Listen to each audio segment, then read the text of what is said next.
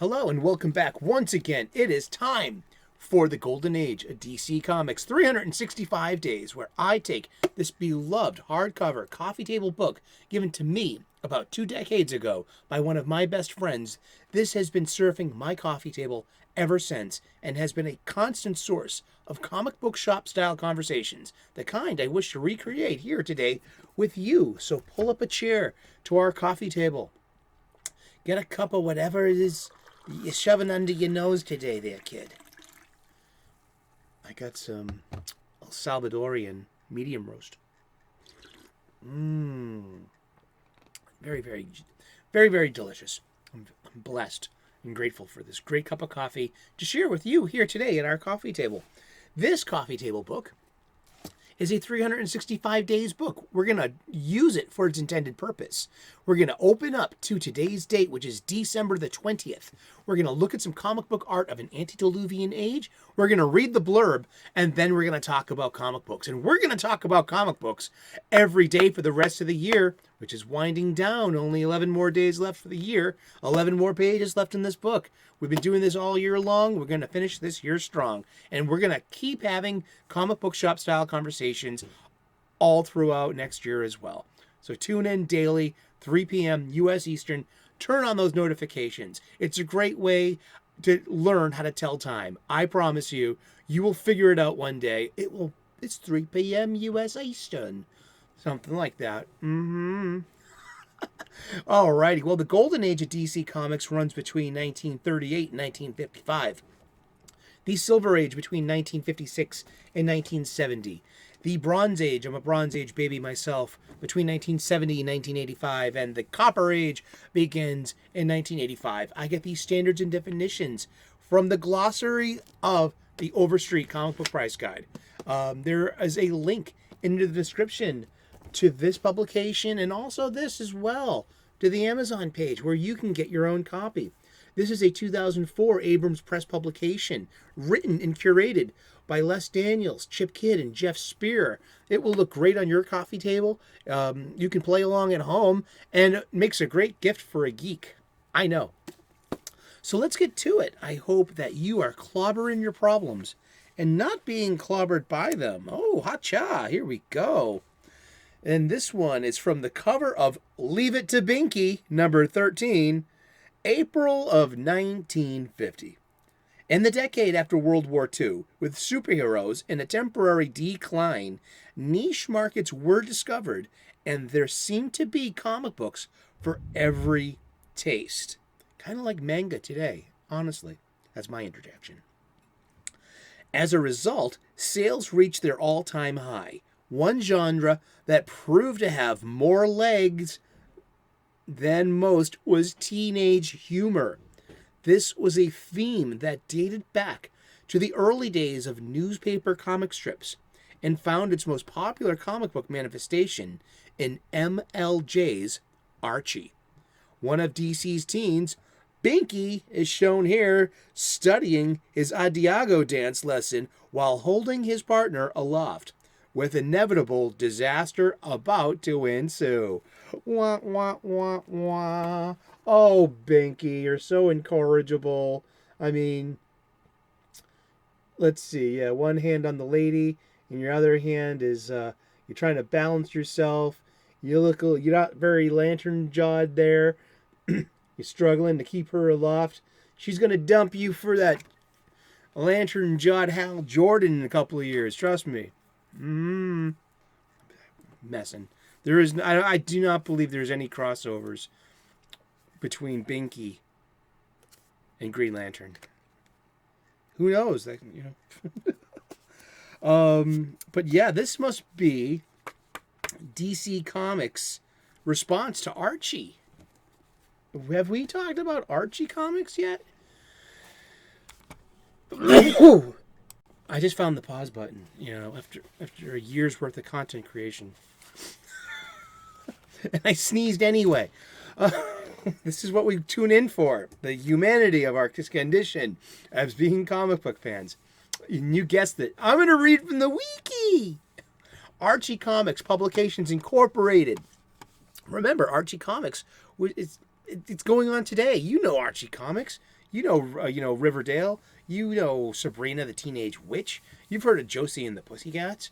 Archie Comics. And Archie Comics even had their own superhero comics. But Archie Comics was founded in 1939. It's a publisher headquartered in Pelham, New York. The company's many titles features the fictional teenagers Archie Andrews, Jughead Jones, Betty Cooper, Veronica Lodge, Reggie Mantle, Sabrina Spellman, Josie and the Pussycats, and Caddy Keene. The company is also known for its long-running Sonic the Hedgehog comic series, which it published from 1992 until 2016. And that Sonic the Hedgehog comic book is legendary. It had a niche market. It sold a lot of comic books. It's not my cuppa, but respect doesn't cost anything. Seriously.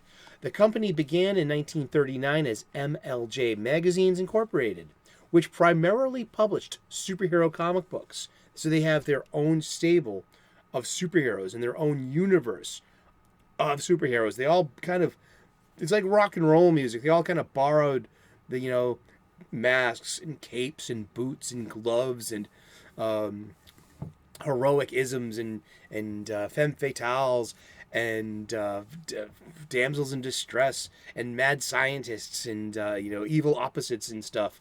I mean, so these are superhero stories. So it's they're kind of simple. That's how they work best. The initial Archie characters were created in 1941 by publisher John Goldwater and artist Bob Montana. They first appeared in Pep Comics number 22, cover dated December of 1941, which means that was September of 41, right before the United States entered World War II in the Pacific Theater. Remember, D-Day won't be until 1944 in June. Archie Comics was... Okay, well, here's a good one, too. With the creation of Archie, publisher Goldwater have hoped to appeal to the fans of the Andy Hardy films starring Mickey Rooney. Okay, stop the press. Ooh, Andy Hardy? Who the heck is Andy Hardy? Okay, there was a child actor. His name was Mickey Rooney, and anyone of of Generation X or above knows darn well who Mickey Rooney is. Younger viewers, Andy Hardy was like the original Leonardo DiCaprio. If you know Leo DiCaprio, he got his start on Growing Pains, an ABC sitcom, when he was about 13 or 14 years old. He was a kid. He went on to make a really interesting gamble. He was in something called What's Eating Gilbert Grape with Johnny Depp, and the world was blown away by this young, fresh-faced actor named Leo DiCaprio. The closest actor I can come to comparing Mickey Rooney with today would be Leo DiCaprio. Mickey Rooney starred in 16 Andy Hardy movies between 1937 and 1958. There were 15 shot between 1937 and 1946. And Andy Hardy had this red-headed, all-American boy. Romances, hijinks, and Archie, what does he have? A red-headed all-American boy, a teenager, something new in American culture. There was no such thing as a teenager once upon a time. You got old enough to get married, and that was about kind of it. You went to work, and that was like life in the 19th century. I don't know if there was such thing as a teenager, but a teenager is kind of like superheroes, jazz music, and rock and roll. The superhero is some kind of, the teenager is some kind of 20th century American, product. And with pills too, don't get me started. But Andy Hardy, yeah, you had to know who Andy Hardy was, and Andy Hardy was just like this film hero. He was just American slice of life. It's like Netflix content. Look it up on YouTube. You might be able to find some things in the public domain, perhaps if it's out there. But yeah, so here you have a comic book character based upon one of America's most famous roles. So yeah, who is Archie? Well, Archie is an Andy Hardy ripoff. and you can go from there. And then Archie he's never going to age either. So it's not like Andy Hardy. Andy Hardy, is tied to, it's kind of like the MCU. The character is tied to the progress of time of the actor he's tied to. And, but Archie never had to age. Archie has been in high school 80 years. Gosh, that's a long time to be in high school. But yeah, Archie comics might still. You know what? I'm gonna check for that at the supermarket to see if there are any digest-sized Archie comics available at the checkout counter that are digest size. Digest sizes are small, but next to like the recipes and the TV guide, there's always some kind of little magazine rack near or used to be.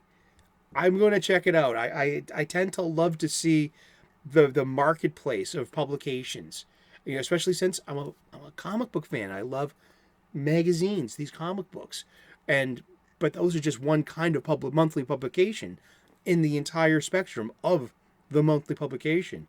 Where is the marketplace for such magazines, if not a delivery? It would be the spinner rack or the newsstand, or where we find magazines. Where do we find magazines today? I'm going to look when I'm at the stores. Yeah, the supermarket and the pharmacy store too. I mean, that's they have bookcases. They sell softcover books and magazines. So I find this stuff always interesting. Toy aisles too. Yeah, the toy aisles of the supermarkets and the pharmacy stores, the pharmacy convenience stores. I've always been fascinated with toys and publications. Oh boy. But yeah, so that's a little bit about Archie comics. Yeah, Archie is still being published today. I kind of gave up on Archie comics. They broke my heart. There was a magnificent comic book called Afterlife with Archie, and it was supposed to be 12 issues, and issues 11 and 12 will never come to light. And it's like one of the cataclysmically one of the tales that will never be told, and unless they can do it, pull it together. But I heard, I don't know what I heard. I gleaned that it might have been production drama and deadlines and this or that and the other thing. But one thing we're never going to have is a complete story. So now I get 10 issues of Afterlife with Archie. Actually 9. I'm missing the wedding of Sabrina to Cthulhu. That's hard to find. That's a really creepy issue too. Ay, ay, ay. Oh boy. But if you know Sabrina the Teenage Witch, she's got a show on Netflix. She's had several iterations of that show, from Melissa Joan Hart in the 90s to today. We got Kiernan Shirka.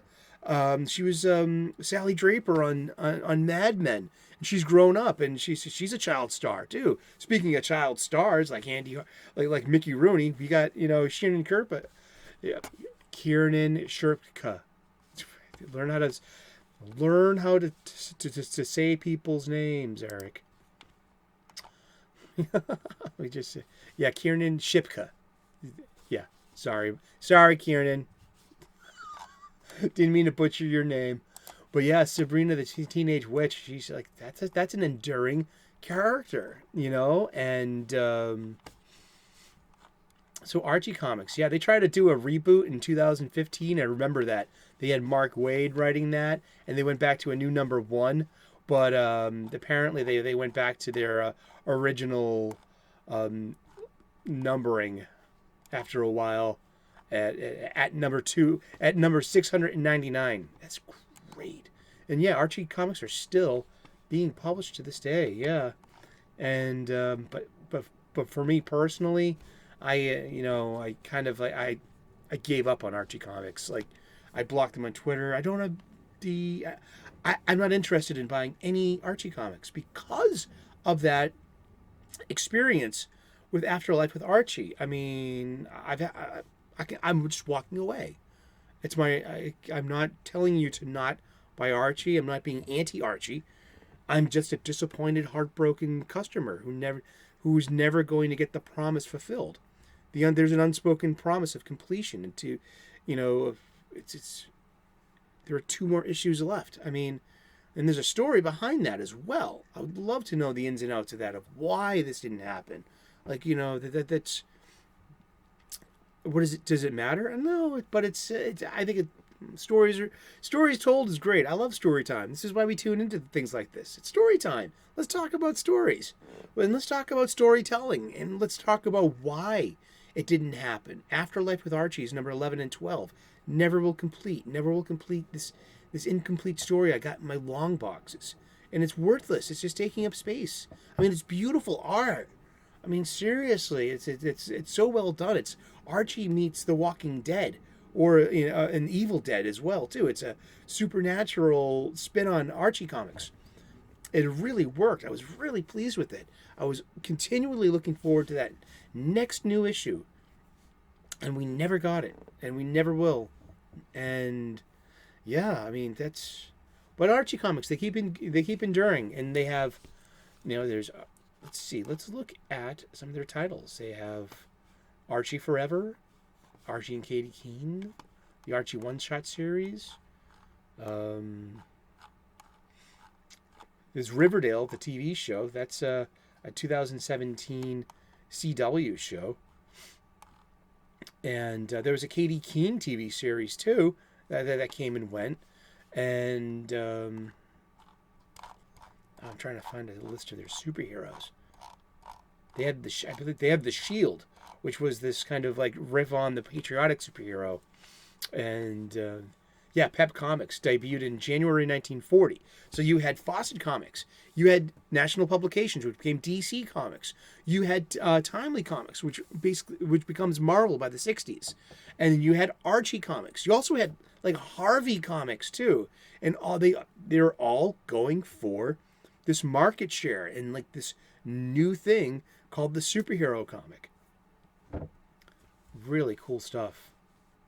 I love finding out more and more about the history of comic books. Yeah, I mean, Josie and the Pussycats. Yeah, I mean, that's great. And the superheroes, the Mighty Crusaders, the Black Hood, the Comet, the Fly, Fly Girl, the Shield, Darkling, the Jaguar, the Web. I was a criminology professor who used technologically advanced suit to have flight, enhanced strength, and a GPS tracker and a bulletproof armor. Wow. I had never, ever gotten into these Archie superheroes. I know who they are. They register in, like, they've been tried. Like, I think they've been rebooted a few times here and there. But yeah, I'm the Shield pops up in my radar. The Fly as well. But, I mean, seriously, this stuff is all over my head. And there was the Charlton superheroes, too. And all of these different publications. All of these different universes. But great. We've been talking about comic books. All of these different comic books. And we're going to continue to talk about comic books for the rest of the year. So tune in tomorrow, 3 p.m. U.S. Eastern. And we'll find out who we're talking about when we turn the page tomorrow. Please like and subscribe. I would love to earn your subscription. We make daily content here. We talk about comic books every day at 3 p.m. U.S. Eastern. Turn on those notifications. I guarantee one day you will learn how to tell time. Seriously. Money back guarantee on that. But yeah, we make daily content. I also make regular content. I'm a professional chef, so I make cooking videos. I make the soup where I work, homemade soup. I love homemade soup. Do you love homemade soup? Well, join us. We got plenty of room at our table. There's a bowl right for you, huh? And but you have a great day. Thank you so very much for tuning in.